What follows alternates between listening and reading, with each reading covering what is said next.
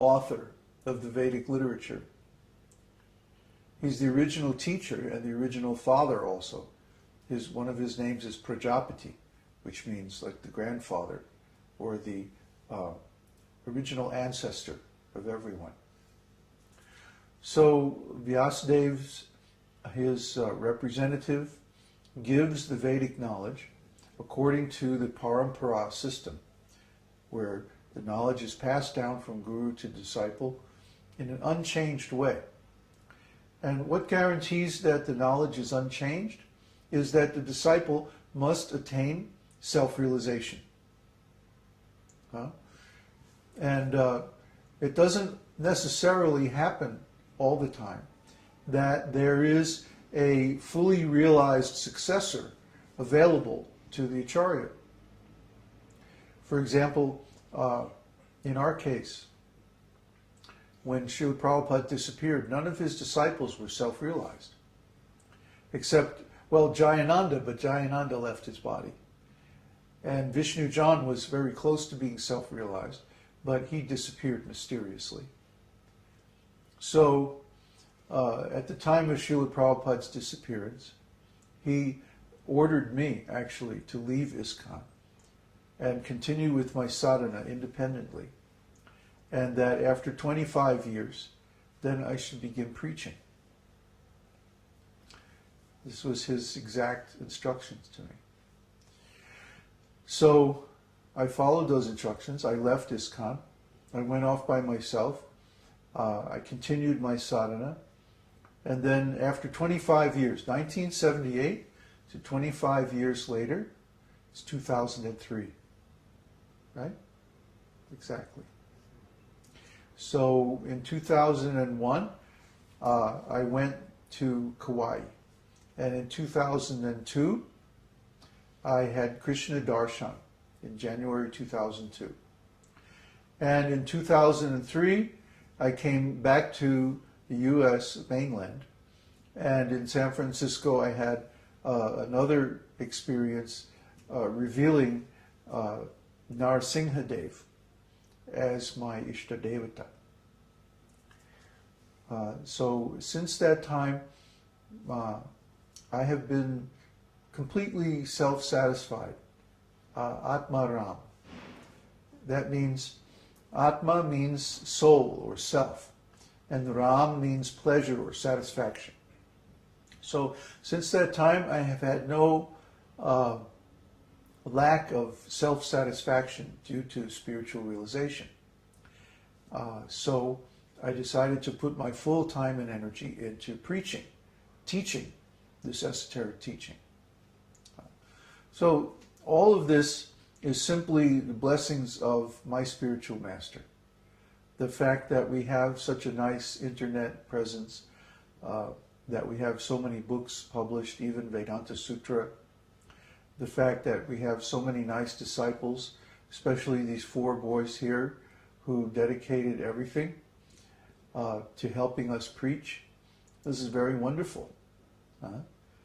2 or 3 years ago, I couldn't have imagined that this would happen. I mean, even last year, what were we doing last year at this time? Had Florian come yet? Yeah, he was about to. He had just come, or he was about to come? You're about to head off to the wilderness. And we left, I think, on March 6th or something like that, to go to Katimako. But there wasn't any Guru Puja or any Vyasa-puja or anything like that. Actually, of course, Vyasa-puja is supposed to be very elaborate with all kinds of ceremonies and stuff, but we're not so much into ceremonies. We're more into the real day-to-day experience of spiritual life. And just the fact that these 4 disciples are here and they've given everything without any reservation, and they're simply helping with our preaching work, this is enough. We don't need any big ceremony. I don't know why they did all this. It's very nice, though. Where did you get all these flowers? Went to downtown. Went downtown at the market? The big market? Yeah. Downtown there's a big market where you can buy everything. all kinds of, whatever.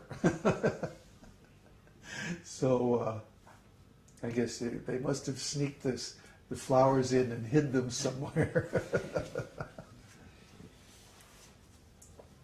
Anyway, it's very nice. This is the duty of the disciple. I don't ask for this. I didn't ask for this. They did this spontaneously. So that's very, very nice.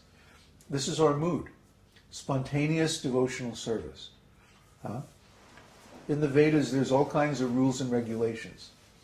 Get up at this hour of the morning and chant this mantra, and then take bath and do so many things and put on tilak with all kinds of mantras. And there's a mantra for everything.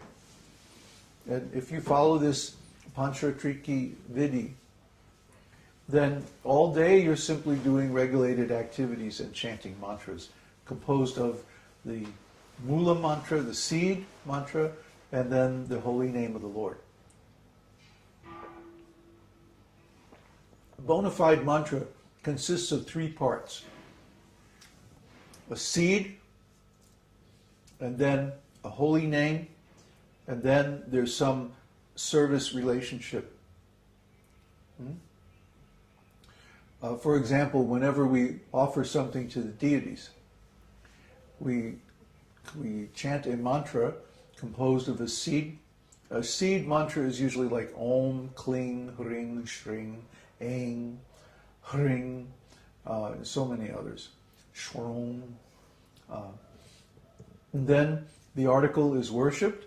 Like if we're offering food, we say Etat Nevadyam, and then we say the name of the deity. Like Shri Shri Nitai Gaur or Radha Krishna or whichever deity we're worshipping. So in that way there are hundreds of mantras, hundreds of bona fide mantras for worshipping the Lord. And these mantras are chanted constantly in the daily activities of offering these different forms of worship. And this itself is a spiritual path. The path of Archana.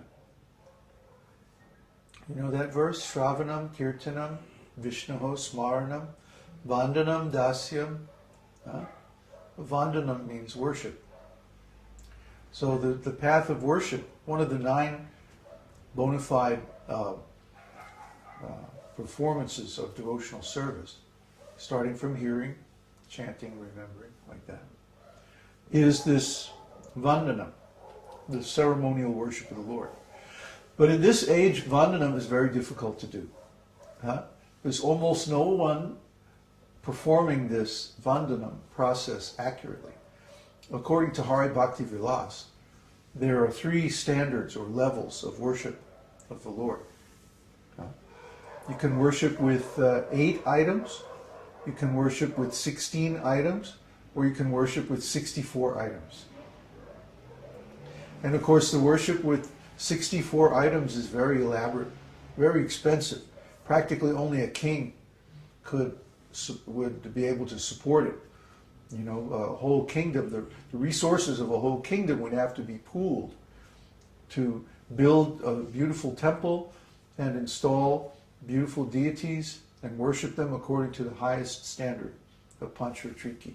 Plus you would need a whole group of brahmanas and a self-realized spiritual master directing the whole thing. It's a big, big endeavor. So in Kali Yuga, this is practically impossible. Practically impossible. I mean, someone like Srila Prabhupada, with the extraordinary power that he had, he could establish so many temples. But for an ordinary spiritual teacher or guru, it's hard to establish even one temple, even at a very low standard. We're not even following the standard of 8 substances or 8 articles of worship. So because we're worshiping Gaur Nitai, they're very merciful and there's no offense. So this is because we don't consider ourselves to be full guru like Srila Prabhupada, Acharya. We're more like a monitor guru. Srila Prabhupada mentions this. Well, I could only find 2 instances of it in the Veda base.